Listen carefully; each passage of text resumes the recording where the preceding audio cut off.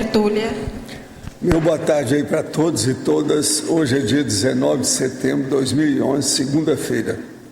O verbete é de número 2059. Tem 12 páginas, 55 logias e 25 máximos. Eu chamo a atenção que no detalhismo tem 17 máximos. O tema é epidemioprofilaxia. A especialidade é a paraprofilaxiologia. Agora, quem redigiu o verbete aqui com muito critério e detalhes foi o professor Pedro, que está ali, muito bem assessorado. É aquele mesmo de ontem. Definição: a epidemioprofilaxia é o conjunto de medidas higiênicas pessoais e grupais, objetivando a prevenção dos contágios microbianos, surtos infecciosos e epidemias em geral. A higidez holossomática refletindo a higidez pensênica. A água enquanto solvente universal. O período de incubação enquanto bomba relógio infecciosa. A atenção ao período de transmissibilidade. A defesa social a partir das campanhas de vacinação. O saneamento básico ainda negligenciado em pleno século XXI. Eu li apenas uns trechinhos aí da fatologia. O mapeamento da sinalética energética e parapsíquica pessoal. O grau de priorização multidimensional da autoparaprofilaxiologia enquanto espelho do nível de maturidade consciencial. Agora, na parte da argumentologia, nós temos o tópico sobre evoluciologia, que tem as 6 manifestações etológicas adotadas pelo homem ao longo da evolução, capaz de justificar a fonte etiológica primária dos contágios e, consequentemente, o graçar dos surtos e epidemias. No lar, ele está falando aqui sobre 15 procedimentos ordenados alfabeticamente, objetivando reduzir as possibilidades de contágio domiciliar e ampliar a lucidez quanto à epidemioprofilaxia. Já nas doenças, ele fala aqui de 10 doenças responsáveis pelas piores epidemias da história. Na cosvisão, ele mostra 50 enfermidades expostas em ordem alfabética, ainda prevalentes na dimensão intrafísica, com respectivas características epidemiológicas principais. Agora, é um bandilógio isso aqui, tá? Na síntese, ele fala sobre as 9 vias, veículos ou modos principais sobre a transmissão de doenças passíveis de ocorrer. Isso também é muito sério, tem 9. Agora, na remissiologia, nós destacamos dos 15 itens: higiene consciencial, mega período dos efeitos imediatos, microassediador, invisível, parasepsia antecipada e saúde parapsíquica. Frase enfática: a manutenção dinâmica da saúde holossomática pessoal e grupal depende seriamente da autopriorização lúcida, teórica e prática da epidemioprofilaxia, base da real medicina preventiva. Qual nível de aplicação prática da epidemioprofilaxia você apresenta no dia a dia? Já mantém o hábito de lavar as mãos frequentemente? Na bibliografia tem 15 fontes diferentes. Agora aqui já tem uma pergunta para você, viu, doutor Pedro? Ao verbetógrafo: parabéns pelo brilhantismo do verbete, extremamente útil em termos de esclarecimento para a saúde pública. É um médico que está falando isso aqui. Apesar de sabermos da importância do hábito de se lavar as mãos sempre que possível, em banheiros públicos vejo a maioria dos homens que saem desses locais sem lavar as mãos, como se nada tivesse acontecido. Fico boquiaberto. E olha que são pessoas relativamente bem esclarecidas. O uso do álcool gel caiu em esquecimento após a passagem da epidemia da gripe H1N1. De que modo melhorar a epidemioprofilaxia se até no básico as pessoas não têm cuidado dos óbitos? Eu concordo com você, é um problema crasso, simples. Uma das causas é a banalização, que as pessoas às vezes não percebem os efeitos disso. E a gente comenta que o ideal é lavar antes e depois, antes para a própria pessoa se preservar. Muitas vezes, ao entrar em contato com os genitais, ela vai colocar ali determinadas bactérias, podem ser bactérias resistentes, e ali ser uma via de entrada para o próprio corpo dela. E o contrário também, ou seja, na saída, a partir dali, muitas vezes ela vai fazer uma refeição, ela vai cumprimentar outras pessoas, vai abrir uma porta, e ela vai, a partir disso, contaminando todas esses locais e essas pessoas com as quais ela vem a ter contato. Agora, a gente não precisa ir muito longe para ilustrar isso. Eu coloquei na última fonte aí bibliográfica o caso do Dr. Drauzio Varela. Nesse livro, O Médico Doente, ele conta a saga que foi ele, que é uma pessoa super bem conceituada, muito, vamos dizer assim, divulgadora desses princípios. De formação, ele é um infectologista, e ele tem uma série de atividades, inclusive na própria televisão, processo educativo, e mantém um projeto de pesquisa na Amazônia. E nesse projeto de pesquisa, uma das vezes que ele foi lá, ele não se deu conta, nem passou pela cabeça dele, de atualizar a vacina anti-febre amarela. E aí ele pegou essa doença, voltou para São Paulo, não fazia ideia de que era essa doença, nem os médicos do próprio hospital, se não me engano, sírio-libanês, porque eles não têm contato, né? Não é tão comum essa doença lá. Demorou alguns dias para ter a confirmação desse diagnóstico, e ele assume nesse livro a burrice que foi, vamos dizer assim, como é que o cara que fala todo dia praticamente sobre educação sanitária, sobre o processo de profilaxia, não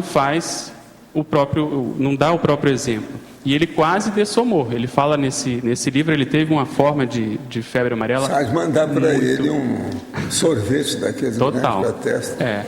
E a reflexão que ele faz não é muito profunda. Você vê que não caiu a ficha, porque ele fala que foi uma fatalidade. Ele esqueceu, tudo bem, mas foi uma fatalidade, não sei o quê. Ele é muito superficial.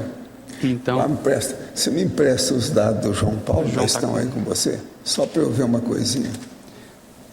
Então, você veja, mesmo um colega de medicina que trabalha com isso o tempo todo, atende pessoas, há uma banalização. A pessoa viajando para a floresta amazônica para fazer um projeto relacionado, e nem isso foi capaz de alertar, ou seja, o nível de lucidez é muito baixo. Então, o que dirá da população de modo geral? E como você comentou também, durante a epidemia houve um aumento no número, né, vamos dizer assim, na frequência, no número de ocasiões em que as pessoas lavavam as mãos, usavam o álcool, mas depois isso cai no esquecimento também. Então a ideia desse verbete foi exatamente essa, chamar a atenção para isso. Normalmente não dá tanto ibope, porque são condições simples, são condições baratas. E outra condição que era bom esclarecer também, que a gente, quando fez esse verbete, algumas pessoas próximas sugeriram até que a gente aumentasse o número de doenças para justamente chamar a atenção das inúmeras possibilidades de contaminação, contágio e surtos e epidemias que podem acontecer e que são perfeitamente, a grande maioria, são perfeitamente evitáveis. Então, no nosso caso de intermissivista, você hoje adquiriu uma doença desse tipo, que pode ser evitada por um descuido, por uma banalização, por uma falta de lucidez, é o fim da picada. No século XXI a gente ainda tem isso. Então é mais para a gente poder discutir essas condições.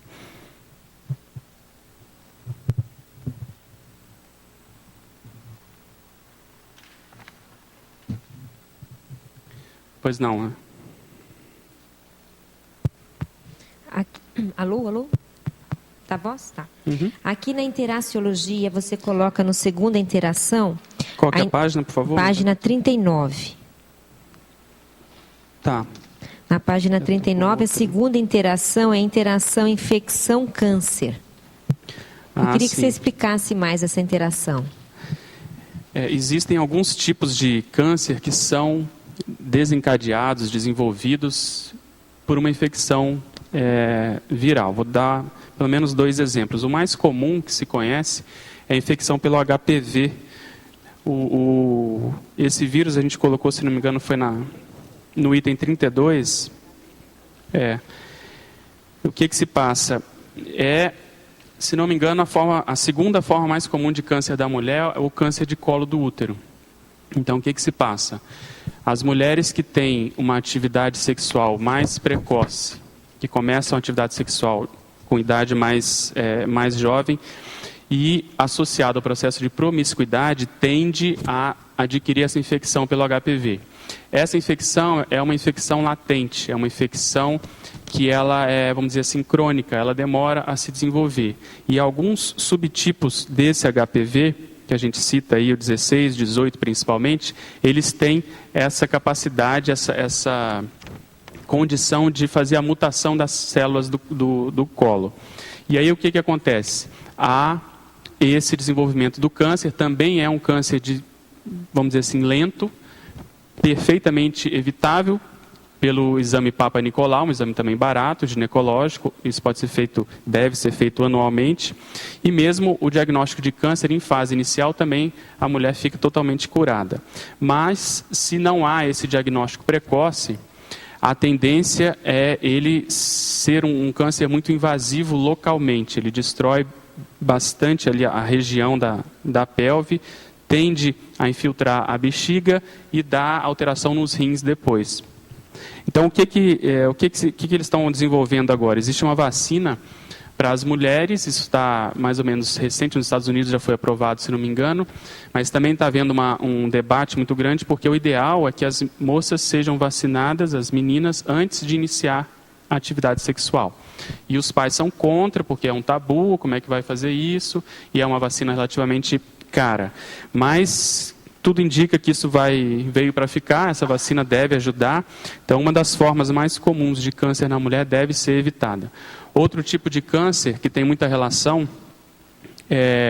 com esse mesmo vírus é o câncer de boca. Eu lembro que você, quando apresentou o verbete de boca, você comentou isso.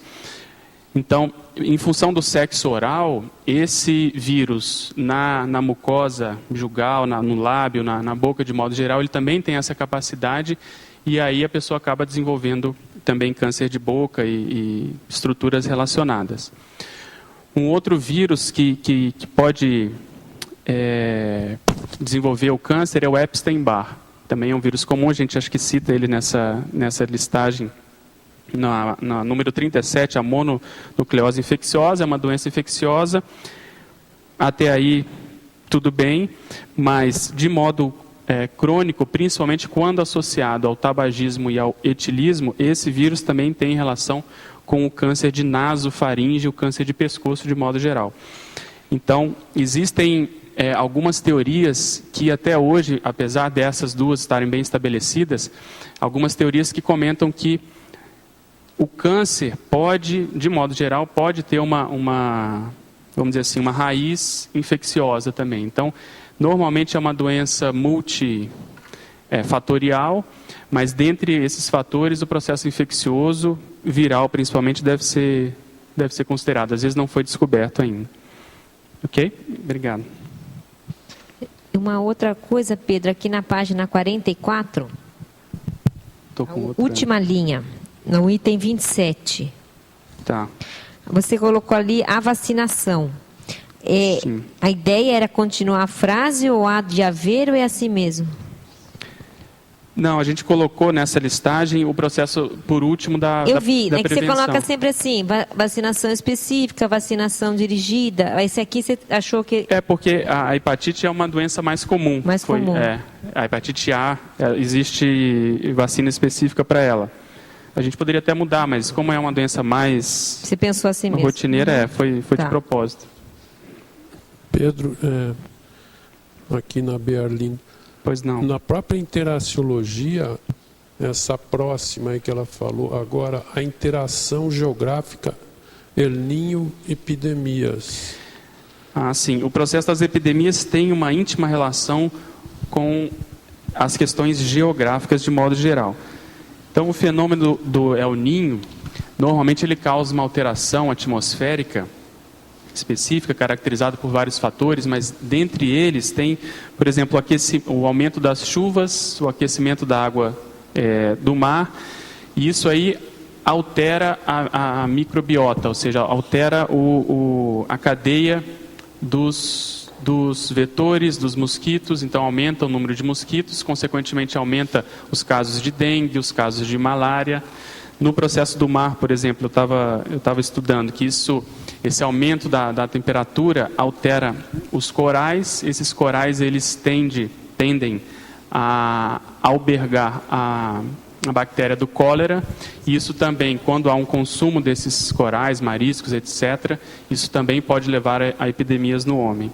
Então, há uma estreita relação entre o processo geográfico e a condição epidemiológica de modo geral. Só o aumento das chuvas, quando tem, por exemplo, inundação, a gente observa necessariamente um aumento de várias doenças. Por exemplo, a leptospirose tem muita relação com essa condição de aumento das chuvas e assim por diante. Agora, a outra, a anafatologia, 8ª linha, aqui na página 38. Né? É o período de incubação enquanto bomba relógio infecciosa. Eu queria saber, essa incubação, ela pode se prolongar por muito tempo? Como que é? Pode, isso varia de doença para doença. Existem aquelas que às vezes em menos de uma semana os sintomas começam a aparecer, por exemplo, a gripe, e outras que são, como a gente estava comentando, esse processo do câncer, da infecção pelo HPV, é um processo latente. Existem, por exemplo, as hepatites virais na forma B e C, são também doenças crônicas que podem ter relação também, mais uma vez, com o câncer de fígado no caso. Isso vai depender do quê? Vai depender da imunidade do paciente, do tipo de vírus, de como o corpo responde ou combate esses vírus. Então, isso tudo entra nessa composição ou nesse fator tempo de como que a doença vai se apresentar. E até certo ponto é um paradoxo, porque se ela se apresenta, se a doença manifesta sintomas, você tem como diagnosticar e como tratar. Mas essas doenças mais latentes, vamos dizer assim, silenciosas, se a pessoa não faz exames periódicos, muitas vezes ela não conhece, não diagnostica isso.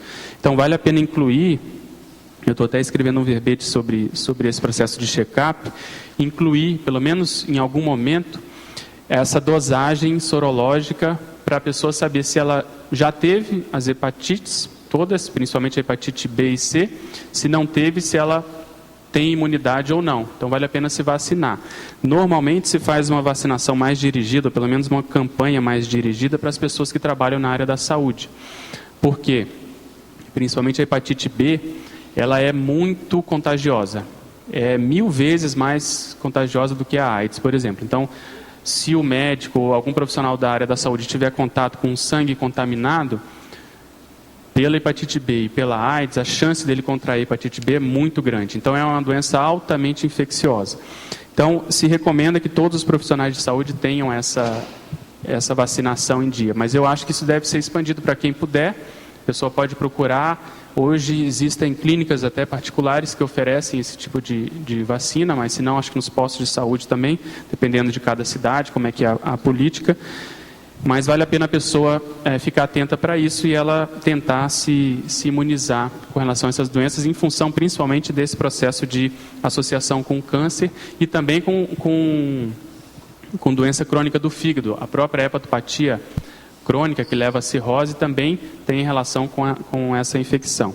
Isso hoje está mais comum, mas muitas vezes a pessoa é surpreendida hoje quando ela teve uma transfusão no passado, ela sofreu um acidente, foi operada e aí teve que receber sangue. Naquela ocasião não havia vamos dizer assim, uma restrição, uma conscientização, uma política muito estabelecida, muito criteriosa nessa condição de sangue e hemoderivados, e muitas vezes várias pessoas acabaram sendo contaminadas em função disso.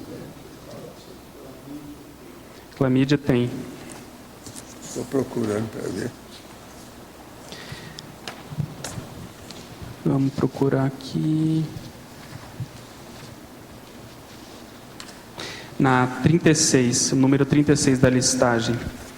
É o linfogranuloma venéreo. A bactéria Chlamydia trachomatis. ela é principalmente de transmissão sexual, dá essa doença sexualmente transmissível e é a bactéria responsável, em função do sexo oral, por contaminar e colonizar as placas também ateromatosas do coração. Agora, você sabe, você já viu o linfograma? Esse, porque isso aí era muito raro. Hoje é muito raro. Não, hoje é muito raro. Eu cheguei a ver muitos casos, tratei de muita gente. Lá na UNB tinha um ambulatório de DST que tudo drenava para lá. Então a gente viu vários... Nicola Fábio. Exatamente. Agora, outra coisa, filme de horror. Filme de horror. Você que andou estudando isso aí, aqui você colocou a mulher chechelenta, mas não tem o homem chechelento? É porque essa expressão é mais da mulher, mas tem sim, acho que eu coloquei outras. Não, eu estou só querendo saber, não quero defender as mulheres não, de modo algum. Não, mas vamos incluir. Eu coloquei o Sugismundo, Garibaldi. Não, você fala 5. Mas esse sexto aí é só a mulher. Não, mas vamos incluir então. Então eu posso incluir aqui. Pode, claro. Tá. O homem chechelento, que esse aí está faltando, eu também achei. De repente, às vezes até mais comum. O Eduardo acabou de citar. Pedro. Cuidado, não fala nome a hora que você estiver falando aí, não, senão... Só a última Isso é igual coisa. aquelas fotografias que aparece o detetive junto com o criminoso. A gente não sabe qual é quem. Isso é um perigo. Agora aqui, em Paradoxologia, página 40, final da 5ª linha. O paradoxo de o tratamento ser a profilaxia da piora. Poderia comentar esse paradoxo e, se possível, exemplificar para melhor entendimento? Sim. A ideia foi chamar atenção para o seguinte: tratamento é uma coisa, profilaxia é outra a rigor. A profilaxia é o ideal, a condição é quando não existe uma doença, e o tratamento quando já existe essa doença estabelecida.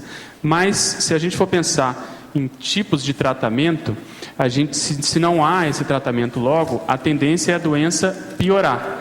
Então, o tratamento logo, aquele que se estabelece prontamente, ele faz a profilaxia da piora daquela doença. Então, em medicina, a gente tem os conceitos que a gente chama de prevenção primária, secundária, terciária, e até hoje eles estão considerando uma 4ª condição. A primária é justamente essa condição que não há doença. Então você vai fazer a vacinação de pessoas que não têm a doença, justamente para elas não adquirirem essas doenças. Você vai fazer, por exemplo, uma campanha de esclarecimento com palestras sobre os efeitos do sedentarismo, do tabagismo, do etilismo. Então isso é prevenção primária. A prevenção secundária é quando você faz justamente o diagnóstico precoce e o tratamento rápido. Então a gente citou o câncer do colo do útero. A mulher, vai no ginecologista, faz o exame do Papa Nicolau e descobre que tem ali células que estão começando a se alterar e tem a infecção pelo HPV. Chama NIC 1, 2, 3, tem uma classificação. Então ela é tratada, existem tratamentos específicos, e aí então ela está nessa prevenção secundária, para justamente não piorar, para a doença não progredir. A prevenção terciária seria quando já há um mal maior, já estabelecido. Então vamos supor, a pessoa teve um infarto já, ou teve um AVC, aquilo é irreversível. Então a prevenção vai ser no sentido de tentar readequar essa pessoa à sociedade, ao trabalho que ela vinha fazendo, ver o que pode salvar, entre aspas, da função daquele órgão, para que não haja a piora. E essa 4ª condição que eu citei, de prevenção, eles estão estudando muito hoje, que é o excesso de, vamos dizer assim, medicalização. Então, muitas vezes, a intervenção excessiva do médico, seja com processo de remédios, seja com a condição de cirurgias, tudo isso, muitas vezes, quando em excesso, acabam trazendo dano. Então, a iatrogenia, que é justamente esse dano causado pelo médico, a gente teve um caso que eu acompanhei recentemente. A pessoa tinha um determinado tipo de alergia, o médico não levou em consideração, por excesso de cuidado foi dado um remédio justamente para fazer esse tipo de cuidado, mas era um remédio que a pessoa tinha alergia e aí ela desenvolveu um mal em função disso. Então, faltou essa prevenção quaternária. Né? Professor Pedro, em Neurologia, página 37, final da primeira linha. Explane melhor epidemioprofilaxia doentia. A profilaxia doentia não seria um paradoxo? Poderia esclarecer melhor? Sim, eu chamo atenção para a pessoa aí na exemplologia que a gente esclarece esse aparente paradoxo. Na exemplologia a gente coloca a epidemioprofilaxia sadia, que é o enfoque principal do verbete, que é a manutenção consciente dos hábitos pessoais de higiene durante a vida humana. E o contrário, epidemioprofilaxia doentia, quando isso ocorre em excesso. Então, a manifestação da mania de limpeza patológica da consciência portadora do transtorno obsessivo compulsivo. Então, sempre quando se fala em epidemia, epidemioprofilaxia, existe esse fio da navalha, porque há uma tendência das pessoas caírem no excesso de, vamos dizer assim, de ansiedade, de medo de se contaminar. É o caso do Monk. Eu falar o caso do aviador. O caso do aviador. Que eu queria ir lá e eu não recebia ninguém. Ele tinha 4 portas para chegar até ele, e ele não punha a mão em ninguém. Exatamente. Mas já estava de idade, já estava bem avançada a idade dele, ele ficou meio piradão. Agora ele ficou no último andar lá do hotel, e eu até queria encontrar com o homem, você está entendendo? Exatamente. Eu sabia da história porque eu tinha conversado com a americana, que tinha sido namorada dele, entende? E é o aviador, aquele do filme, do genial, filme, exatamente. Tudo, Mas ele não recebia. E outra coisa, tinha 4 portas para chegar até ele, para ele ficar defendido. Então o a gente hotel que era dele. Exatamente. A gente colocou o personagem Monk aqui, que é exatamente a mesma condição. Então, nessa realidade, a pessoa tem que evitar os excessos, porque senão ela não faz mais nada. Agora, fatologia, página 38, terceira linha. Poderia falar mais sobre os surtos assustadores sustados com sucesso? Isso aí foi uma brincadeira com os S's aí. Mas é justamente isso. Quando você consegue abolir, jugular, né, uma epidemia, fazer essa prevenção, a gente não tem ideia vamos dizer assim, do bem que nós estamos fazendo, porque quando há essa transmissibilidade e isso foge ao controle, não se sabe o quanto de mal que isso vai causar, tanto de doença como de soma também. Então, esses surtos sustados, muitas vezes vale a pena se empregar mais recursos, dar maior atenção, enfocar e priorizar mais essas medidas em função disso. Falou em jugular, quer dizer jugular pela jugular. Jugular pela jugular. Agora aqui, parafatologia, página 38. Poderia falar sobre as consequências geradas pelas retrovidas abreviadas pela falta de higiene? Essa pessoa é do México, tá? É exatamente dentro do contexto que a gente estava comentando. No passado, a expectativa de vida era muito baixa. Um dos motivos em função disso, não se tinha conhecimento, não se tinha tecnologia, não se tinha condições de limitar a atuação dessas epidemias. Então, muitas medidas foram feitas. Se tinha a teoria, por exemplo, do miasma, que se considerava que era em função do ar, se pegava pelo ar, o ar impuro. Então, não se considerava a existência dos micro-organismos, apesar de alguns poucos médicos e pensadores ao longo da história já terem aventado essa possibilidade.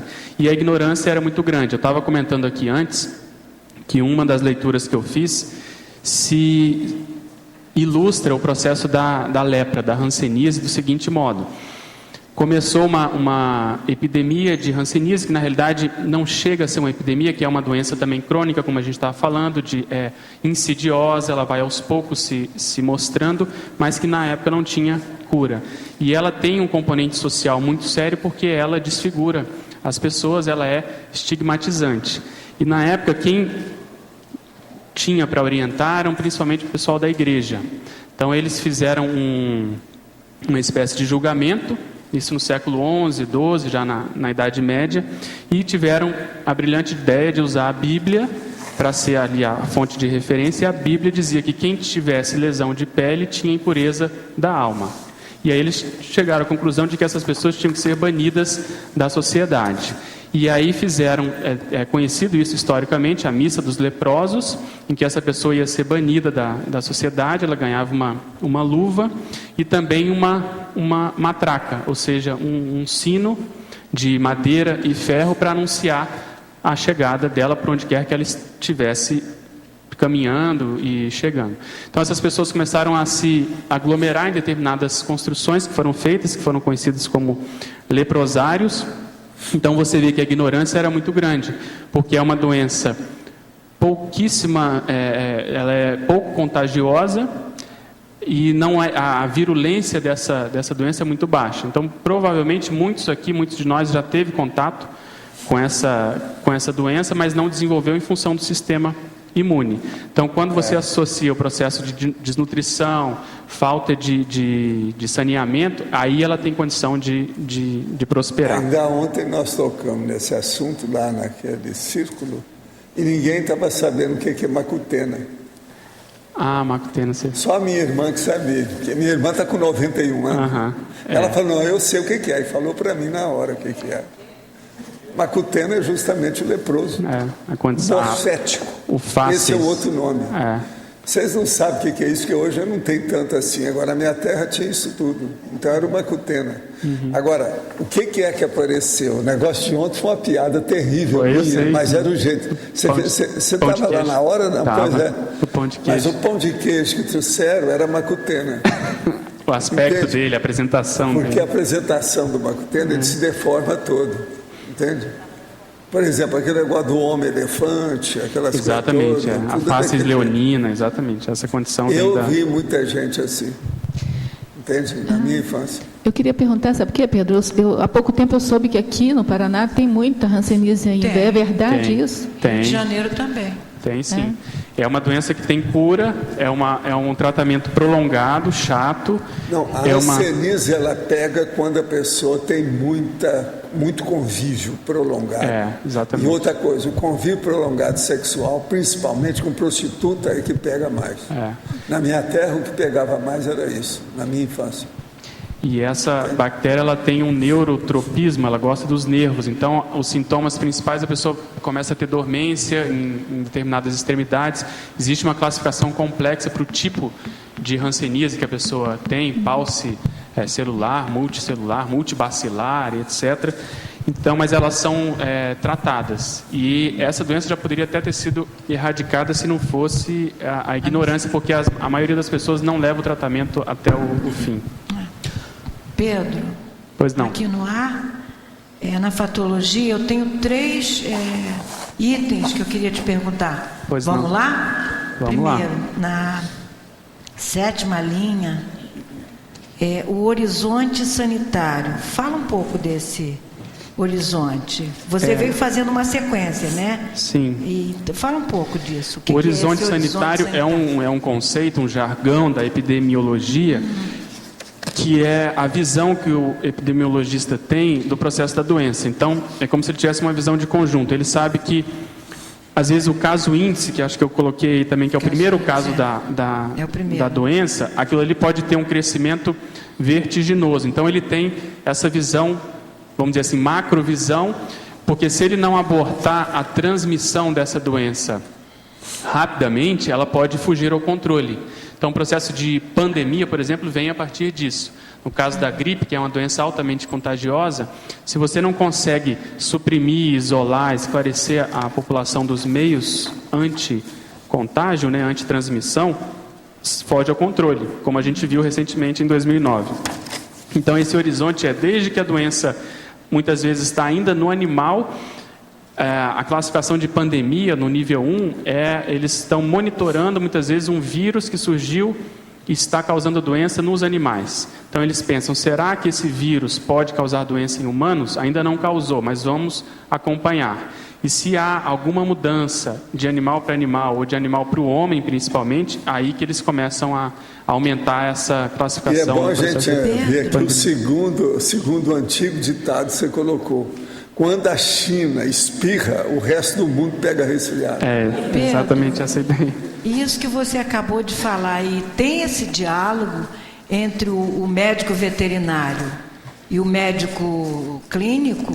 Tem. Existe esse diálogo? Existe não na prática, eu acho, né? Existe não na prática do dia a dia clínica, mas no processo de epidemia. Tem um amigo meu que achava, da medicina, que todo médico devia estudar primeiro veterinária, porque a maior parte da farmacologia é baseada na veterinária. Exatamente. Sim, sim. Então, porque eles são cobaias, né?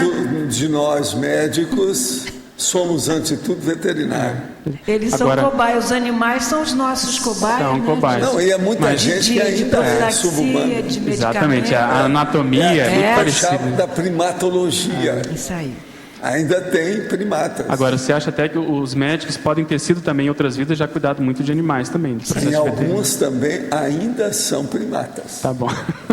Tá ok. Tá, ainda somos agora, o segundo... Isso tudo nós temos que levantar em consideração. O segundo item é na 11ª linha. No final, 11ª. No finalzinho, o ato de epidemiar. O que você está querendo ensinar para a gente? Esse é o processo da epidemia, é a manifestação da epidemia, o verbo que caracteriza a manifestação da epidemia. Entende? É o graçamento, é a condição de alastramento, é a condição de saiu do controle. Epidemia, esse conceito é o seguinte, você... Eu sou farmacêutica, tá? Eu tenho... Sim. Eu estudei essas coisas. Não, mas então, há muito tempo, mas ainda lembro. Pegando um gancho para esclarecer, epidemia é a manifestação de uma doença fora da proporção que você está esperando.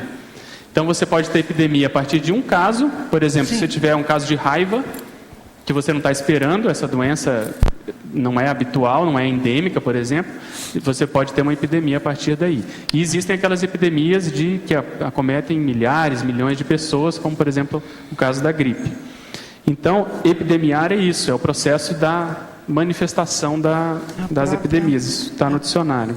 Eu estava pensando em alguma coisa mais ligada ao agente. Tânia, você é farmacêutico, mas você não dá mais injeção em ninguém, né? Nem nunca dei, professor. Não, nem nunca dei. Nunca dei, tá.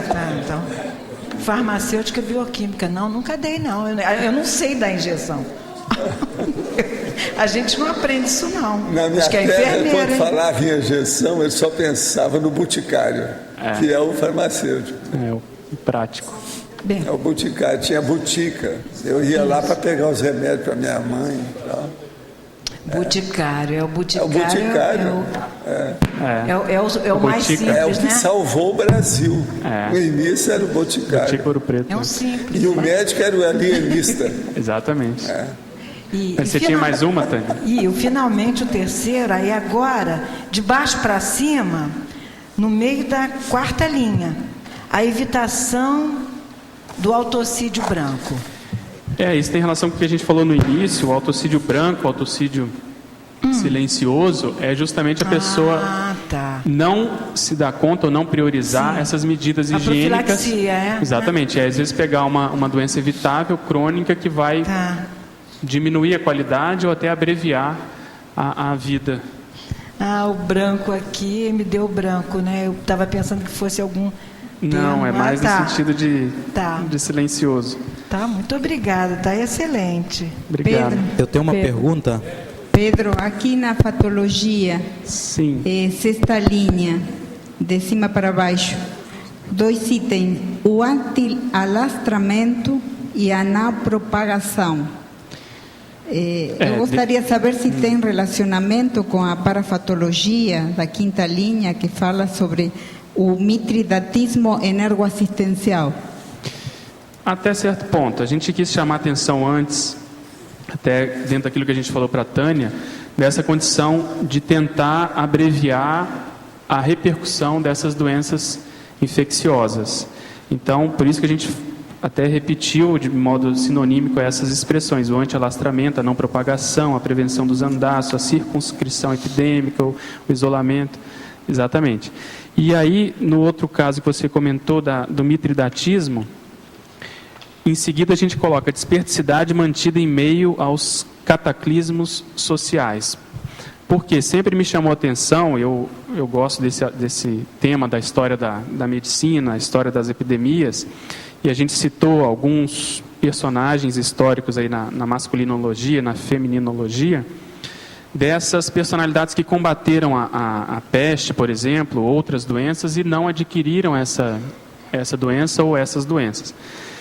Então isso muitas vezes vem em função de um processo de mitridatismo, porque ao entrar em contato com essa doença acabou desenvolvendo uma imunidade, mas a gente não pode esquecer do processo assistencial, do processo de amparo, de função, até que ponto, por exemplo, essas personalidades tiveram macrosoma ou não.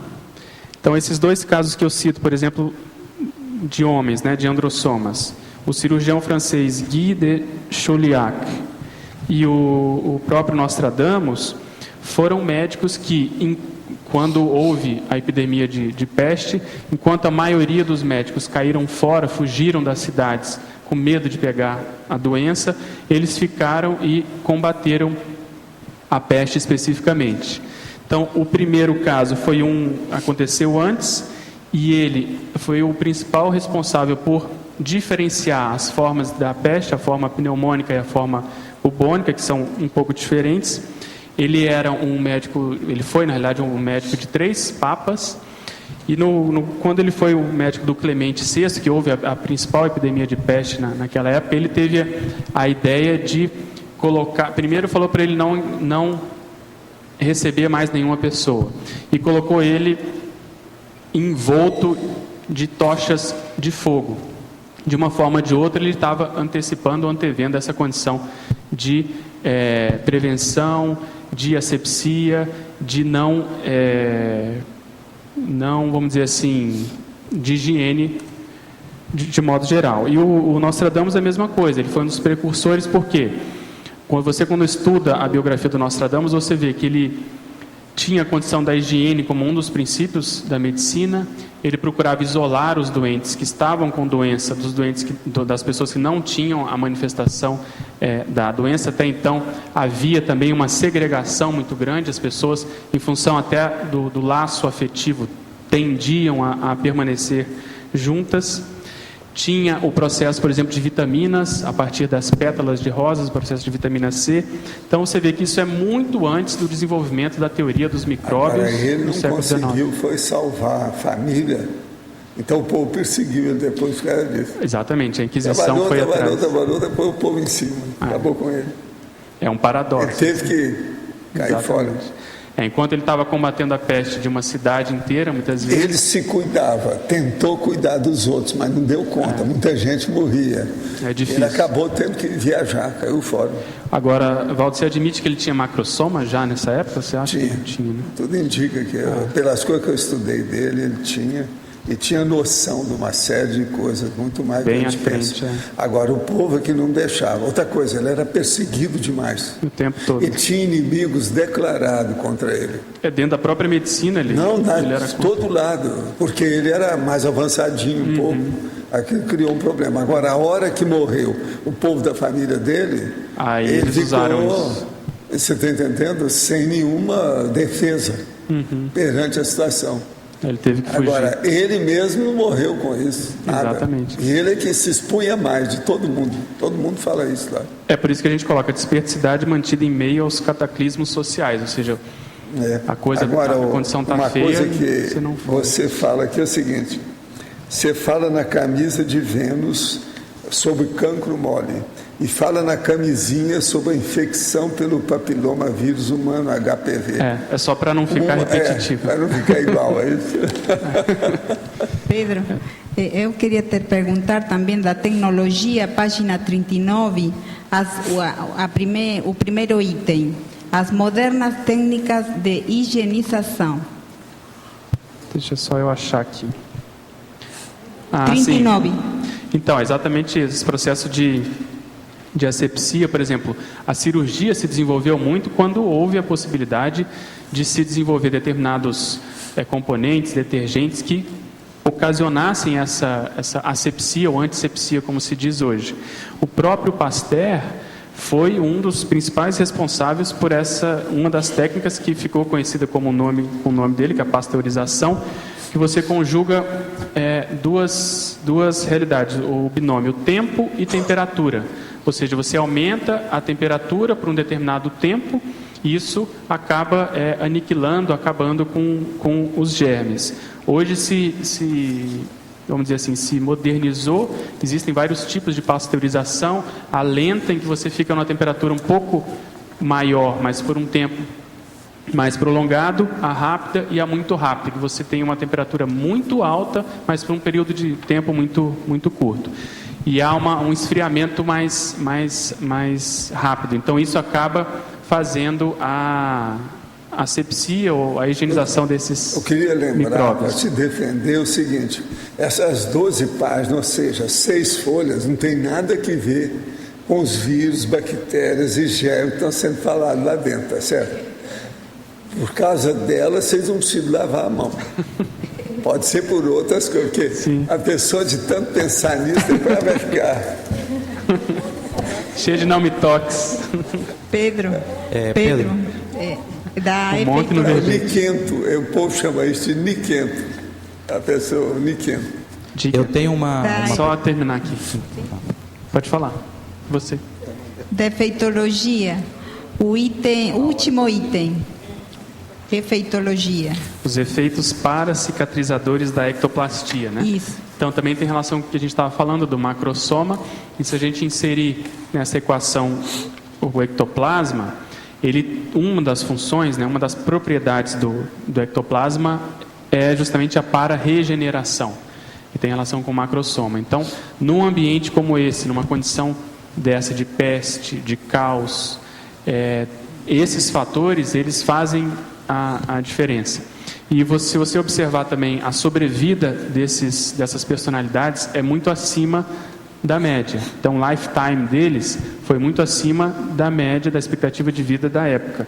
Então, esses fatores, como a ectoplasmia, o macrosoma, o processo mesmo do amparo ali de função, devem ter entrado e feito a diferença nesse momento. Ok? Teraciologia. O terceiro item, a interação imunização ativa, vacina, imunização passiva, SOR. Sim, isso é da própria medicina. Você tem duas formas de fazer a prevenção. No caso, a passiva é quando ela é ativa, ativa em primeiro lugar, é a vacina porque você está ativando o sistema imunitário da pessoa para ele proteger a própria pessoa. Então, vamos no caso que a gente comentou no início do Drauzio Varela. Se ele tivesse se vacinado ou atualizado a vacina da febre amarela, que a cada 10 anos tem que ser revalidada, o próprio organismo dele ia desenvolver anticorpos contra o vírus. No caso do soro é diferente. No soro você já injeta na pessoa anticorpos já previamente preparados e selecionados contra aquela doença especificamente. Durante o curso SCP-3, realizado no último fim de semana no Rio de Janeiro, tive uma projeção lúcida onde me vi totalmente sozinha naquele salão imenso, sem ver as consciências e sem tampouco as consciências ali presentes. Poderia comentar o fato, poderia ser por medo de ver realmente o que ocorria naquele ambiente, promovendo alguma autocegueira? Não, isso aí é processo de sonho. Isso é problema de onirismo. Não vejo tanta influência ou valor nisso, não. Agora, professor Pedro, dentro da profilaxia, que pode comentar sobre o ato de trocar o calçado antes de entrar em casa?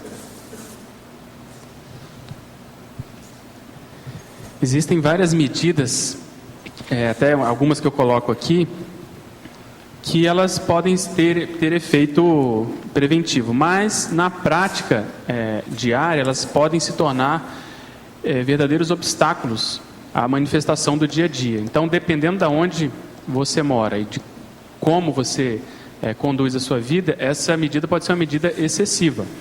Mas se você tem condições de eventualmente tirar os sapatos antes de entrar, pegar ele na mão e deixar ele na área, por exemplo, quem trabalha na área de saúde, quem é médico, quem lida com um paciente, quem usa jaleco, também deve fazer a mesma coisa. A roupa, o vestuário, a vestimenta deve ser um item que deve ser levado em consideração, principalmente se a pessoa tem crianças em casa. Então, ao entrar em casa, tem que sempre lembrar. Agora, é sempre bom ter uma coisa antes da porta, né? Exatamente. É só limpar pelo menos alguma coisa. Isso é o ideal. Então, tem que sempre conjugar o processo de funcionalidade com a eficácia. Agora aqui, ao verbetógrafo. Os dados epidemiológicos sobre nosso país são muitas vezes omissos nos livros de medicina que abordam, na maioria das vezes, dados referentes aos Estados Unidos. De que modo o verbetógrafo vê essa realidade em nosso país e o que sugere para mudá-la, tendo em vista que tal conhecimento melhoraria a epidemia ou profilaxia? É uma verdade, eu acho que já melhorou bastante, mas na época que eu estudei também, muitas estatísticas eram importadas. Precisa de médico, às vezes, escrever mais.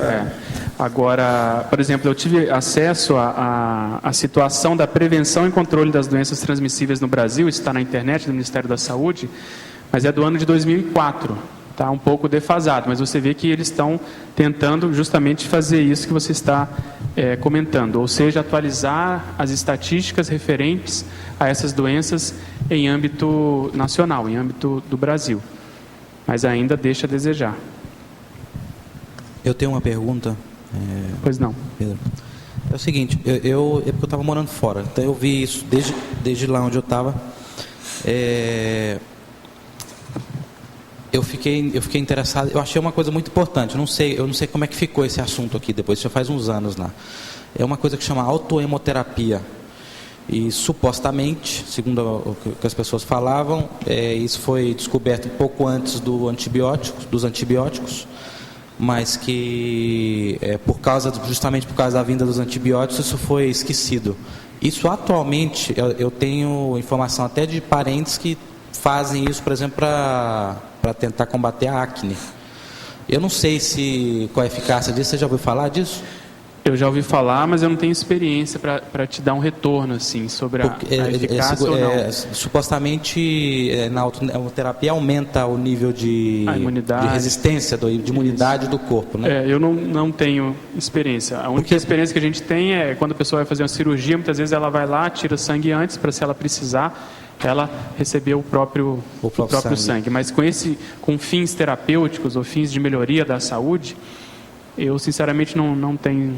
É porque tem uma coisa importante que porque segundo eu vi a repercussão disso foi que os farmacêuticos estavam fazendo isso, todo mundo virou uma bagunça aqui no Brasil, e na época era um governo do Lula, o Ministério da Saúde estava fazendo supostamente juntou um grupo ali para investigar isso, porque o detalhe é que se isso tem realmente um efeito importante, para as pessoas que não têm recursos seria maravilhoso, né? Mas eu acho que os efeitos não devem ser tão bons assim, senão a coisa já teria. Ninguém dá valor mesmo. Já teria. Entre os médicos, ninguém dá. E outra coisa é o seguinte: você começar a ter como hábito tirar sangue e colocar sangue, você está aumentando a chance de pegar outros tipos de infecção. Então você muitas vezes. Tudo se falava na época. Exatamente. Você às vezes está com um determinado objetivo, mas no processo pode ser que outras doenças, outras infecções possam surgir. Então, na dúvida, como não houve nada mais sério, nenhum estudo, nenhuma divulgação, em princípio, eu sou mais cético com relação a esse tratamento, a essa medida. Pedro, pois não. Aqui na página... Aonde? Está tão riscado meu verbete que eu... Espera só um pouquinho. 38. Na parafatologia, eu queria que você falasse sobre a prevenção quanto ao autovaletudinarismo intra- e extrafísico. A prevenção quanto ao autovaletudinarismo, né? Essa condição de valetudinário é a condição da pessoa que se mantém sempre enferma ou sempre próximo à condição de doença. Então, é o chamado enfermismo. Então, essas mazelas que muitas vezes acometem determinadas pessoas, seja porque muitas vezes tem um sistema imunitário não tão competente ou até um processo emocional muito latente. Então acaba que a pessoa fica mais predisposta a determinadas doenças. Pode configurar aquela condição que a gente estuda de accidente pronenes, ou seja, a pessoa fica mais predisposta. Então, a prevenção quanto a essa condição extrafísica é o próprio assédio. Então, acho que a gente até cita aí como paracomorbidade. Muitas vezes o assédio extrafísico pode desencadear uma determinada doença. Eu lembro um caso que o professor Valdo cita muito de se não me engano, um avô que dessomou com tuberculose e queria ficar próximo da neta, e a neta acabou desenvolvendo sintomas parecidos com a tuberculose. Uma coisa que seria bom você explicar é sobre o INCOR, que fica parecendo o INCOR, aquele hospital lá de... Aonde que não, tá? INCOR, não é isso? Aqui tem o INCOR, está na patologia. Aqui, ó, a bodeguice, a sânio, INCOR, as episootias, tá aqui. As viroses, os resfriados, as doenças. Aqui. Sim. Esse processo de INCOR é um nome diferente para o pus, ou para o líquido que sai das feridas. Então, o próprio SANI também é essa a condição. É isso? A fístula, o pus, então isso está no Mas dicionário. É bom porque tem o INCOR. Uma vez... É o pus. É o pus. É a secreção que sai das feridas. Uma vez eu vi o cara falar, não, mas eu não vou para o INCOR. Eu não tenho nada disso, minha situação é outra. Tem um INCOR e o INCOR. Errado para esse INCOR. Pedro, outra coisa... Mas é justamente tentando chamar a atenção para esses termos que não são mais usados, né? Mas fala, desculpa.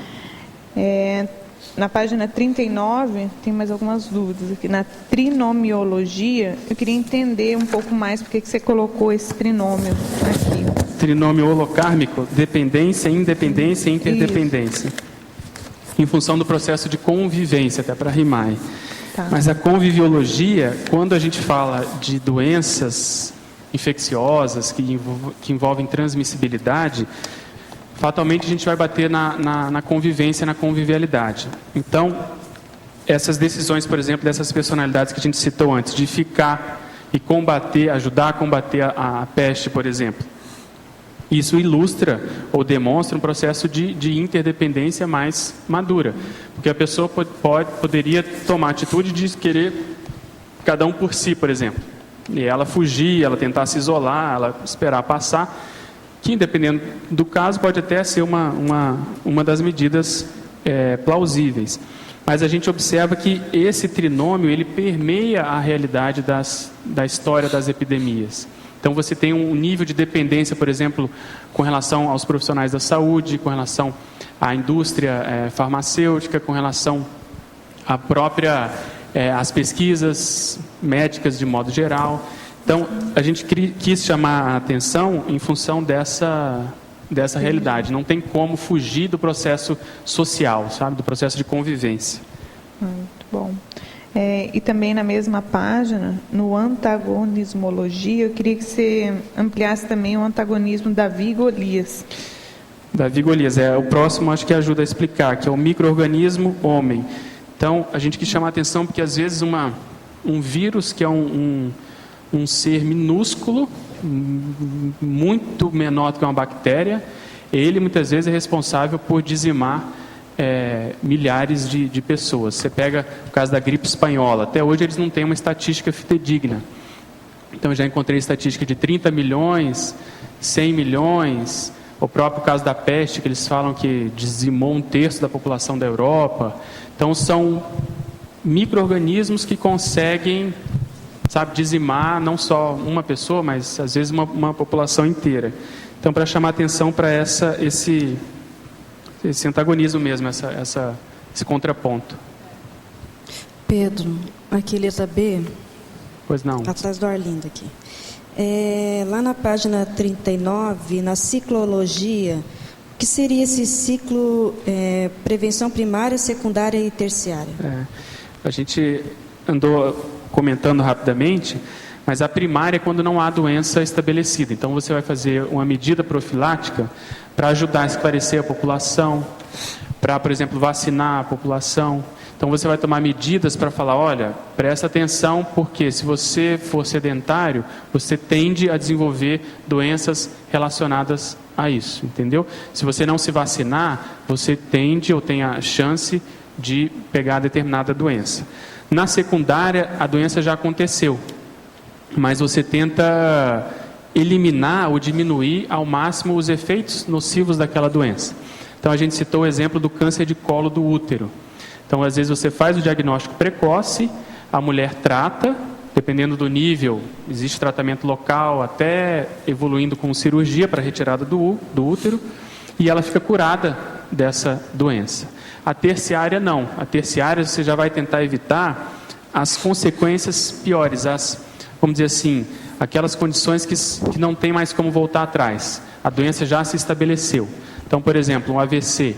A pessoa já teve o AVC e já teve alguma sequela, mas você vai tentar diminuir o nível, vamos dizer assim, do impacto daquela sequela na qualidade de vida da pessoa. Então você vai evitar outros AVC, você vai fazer a reintegração dessa pessoa à sociedade. Então você vai diminuir as possíveis sequelas, ou os efeitos das sequelas que já existem. E a gente citou também a prevenção quaternária, ou a quarta condição, que é o excesso de medicalização, o excesso de preocupação, muitas vezes, do médico para com o doente. Ele pode acabar, por isso, infringindo ou acometendo a pessoa com uma determinada doença. Então, por exemplo, o excesso de antibióticos, que muitas vezes são prescritos, acabam causando um dano não só para a pessoa, porque ela pode eliminar a flora intestinal dela, isso causar uma série de outras doenças, como também, em termos assim, sociais, macro, o desenvolvimento de cepas, de micro-organismos mais resistentes. Então, aquele mesmo antibiótico que matava a bactéria não vai mais matar. E só para ilustrar isso, eu estava estudando que do mesmo modo que a gente ouve essas ondas de personalidades que falam, por exemplo, que o livro ia acabar com a chegada do computador, também houve médicos que falaram que os livros de epidemiologia, de infectologia, poderiam ser fechados e nunca mais abertos com o advento dos antibióticos. Mas ele não levou em consideração, primeiro, que os micro-organismos são muito anteriores ao homem nesse planeta. Então, essa adaptabilidade, esse processo de mutação do próprio material genético deles é muito mais antiga, eles são muito mais experientes. Nós estamos invadindo o mundo deles. Agora, uma coisa, você escreveu aqui o ato de escorificar. Você não falou nada sobre escarificar. É a ideia mesma. Pois mas o povo fala mais escarificar. Tá bom, vamos mudar. Mas posso colocar escarificar? Pode. Então, escarificar é justamente a ideia de você... porque eu sei que é a mesma coisa, mas o povo não sabe. Ter que limpar, só para esclarecer esse termo, ter que limpar uma determinada ferida, uma doença, até vir o sangue ali puro, o sangue vermelho. Enquanto ela está com pus, enquanto a ferida está muitas vezes infectada, a doença tende a não ser debelada. Então, para você ajudar o organismo, você toma essa medida. Pode falar. Da paradoxologia, você estava esclarecendo justamente aí a seriedade dos antibióticos. Isso queria acrescentar.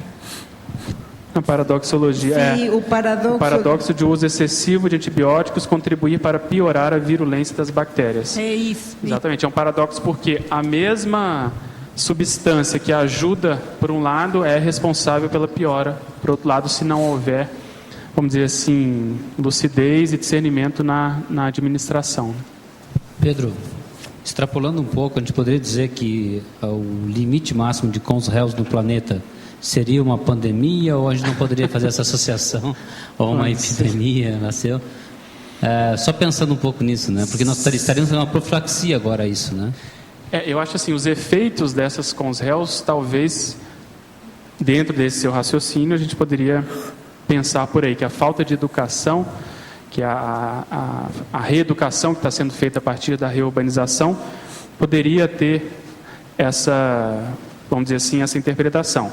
Eu lembro também que, em função dos avanços da medicina e da tecnologia, de modo geral, as pessoas começaram a viver mais e qualidade melhor. E isso é um dos fatores responsáveis pela superpopulação. E aí as conselhos também estão dentro desse contexto. Então tem um lado positivo, porque elas começam a renascer depois de vários, né, às vezes séculos e milênios que não ressomavam. Isso tem um efeito positivo para elas, porque apesar de terem todo o efeito colateral, elas no processo evolutivo estão tendo chance de melhorar. Então, dentro dessa sua abordagem, eu pensaria mais ou menos nesses dois approaches aí. De certa forma, a conscienciologia é uma profilaxia, isso também, né? É uma profilaxia, é uma reeducação, sem dúvida. E a propósito desse verbete, a gente, como a conscienciologia estuda assuntos muito avançados, muitas vezes a gente esquece do básico. É o caso que a gente citou do Drauzio Varela. Então, a gente não pode, até lembrando daquela técnica do whole pack, tem que levar tudo de jeito, mas lembrar do básico, lembrar da condição mais, vamos dizer assim, mais primária, mais do dia a dia, né? Okay. Mais humana mesmo. Pedro. Pois não. Até aproveitando essa questão da reeducação, né, que você abordou agora, hein? Eu vi que você colocou em masculinologia, né, reeducador, reeducadora ali. Mas será que não valeria a pena, de repente, não sei o que você acha, né, como uma sugestão, deixar mais explícito a questão da reeducação consciencial, né? Porque, bom, pelo menos na minha visão, a questão da prevenção, da profilaxia está diretamente ligada a isso, né? O processo de educação, ou mais até de reeducação, né? Pelo menos eu não achei no texto, assim, mais explicitamente. Ou, de repente, ampliar, né, em outras... Em outros... Acho que vale a pena. Procura um local que você acha que vai encaixar bem, a gente acrescenta. A gente fala com a Rosa. Daria para expandir, por exemplo... colocar o próprio processo de reeducação consciencial, né? Não sei onde é que seria mais interessante aí, teria que pensar. É um binômio prevenção, reeducação, alguma coisa nessa linha. A Cris está sugerindo aqui na interdisciplinologia também seria a reeducaciologia, né? Pois é, não sei se o laboratório de para-educação que tem lá no... Não sei se poderia fazer tem também um assunto sobre isso aqui, o polinômio homeostático. Higiene somática, higiene energética, higiene emocional, higiene mental. Tem isso relação. É fora de série. O que mais, César? Uma outra sugestão, né? Aí não sei, também teria que ver se vale a pena. Em politicologia, que é o que tem hoje no Brasil, né? Até falaram do Brasil aí, que é a estratégia de saúde da família, né? Uma das maiores infestações se está referindo aqui, ó, as políticas internacionais contra o bioterrorismo. É justamente de usar as armas biológicas, né? Mas eu vou ver então, César, com a Rosa, para a gente inserir, porque como esse evento está muito grande, talvez a gente tire alguma coisa. Mais, né?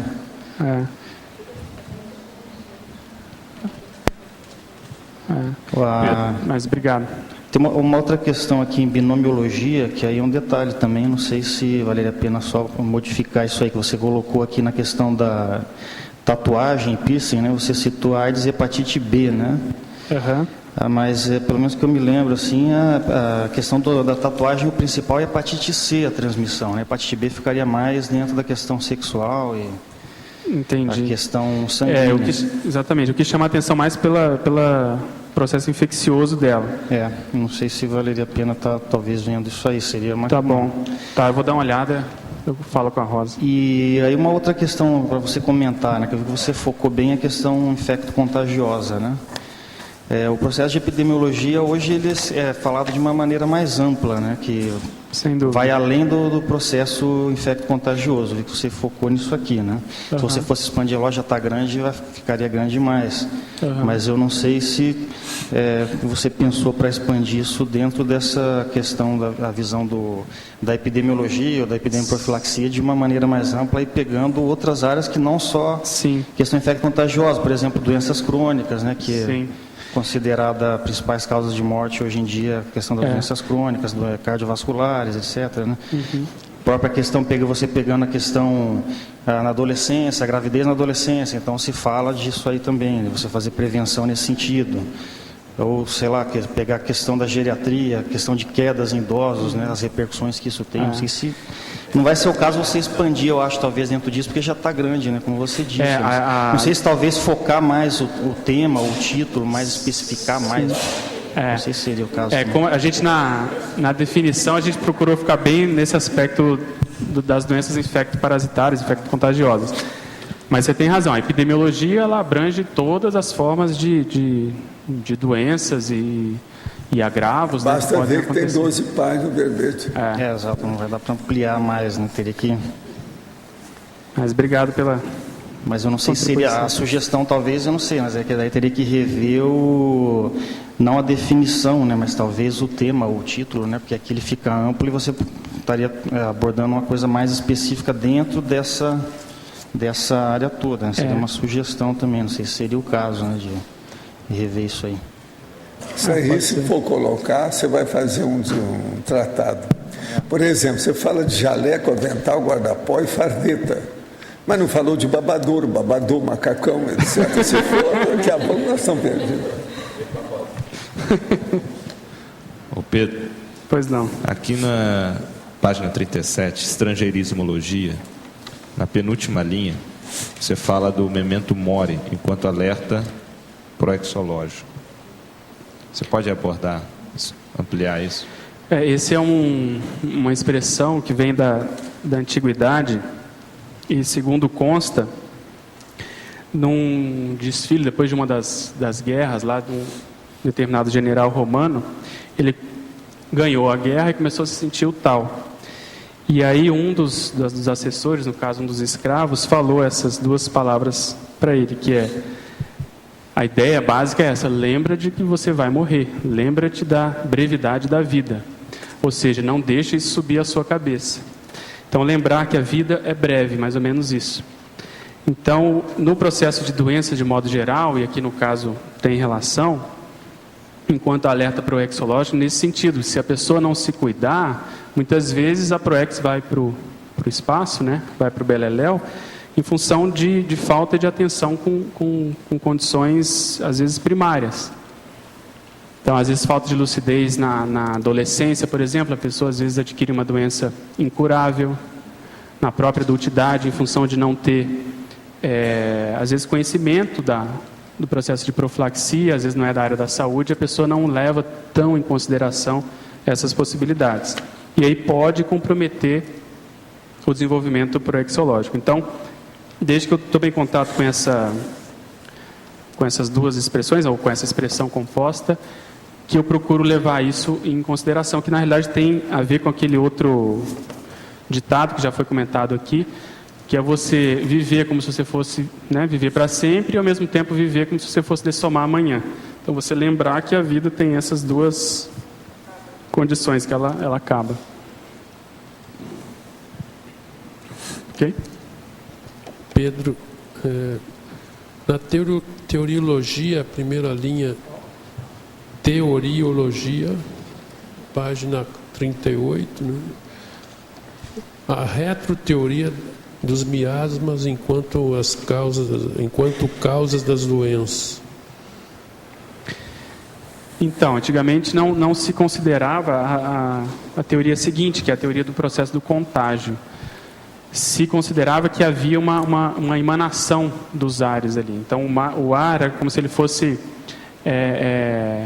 poluído no sentido de desqualificado, e a respiração desse ar era que causaria a doença. Até certo ponto tem um fundo, né, baseado no empirismo, na experimentação, porque esse ar ele poderia realmente estar contaminado com determinados micro-organismos, mas não se tinha noção mais do processo de higiene propriamente dita.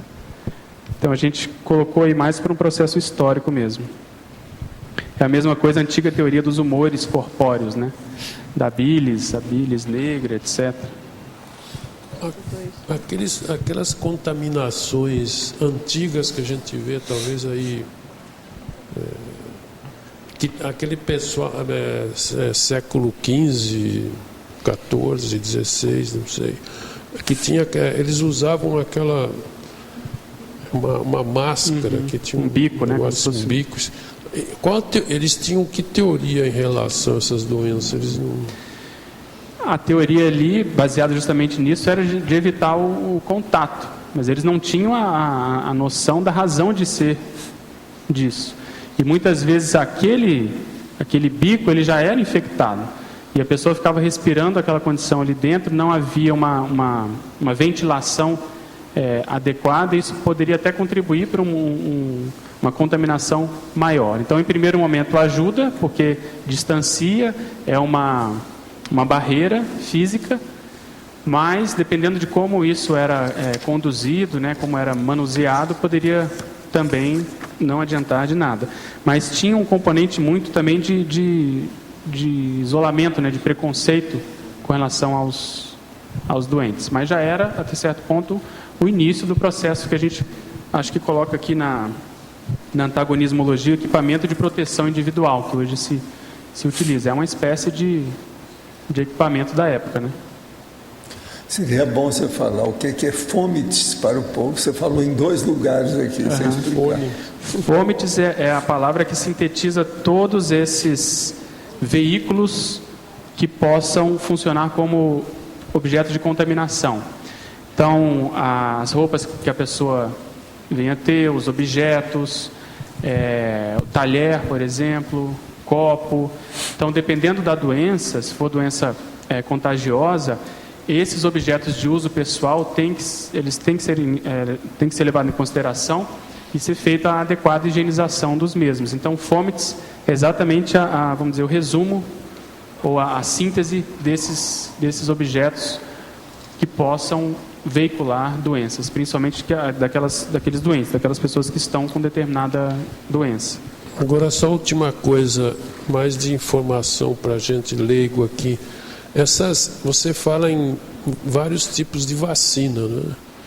E esses tipos todos de vacina a gente encontra nesses postos aí, porque a prevenção que a gente faz, eu por exemplo, tomo vacina da gripe, praticamente só, mas tem várias aí que se deve tomar, né? O ideal é você procurar um médico para fazer uma avaliação geral.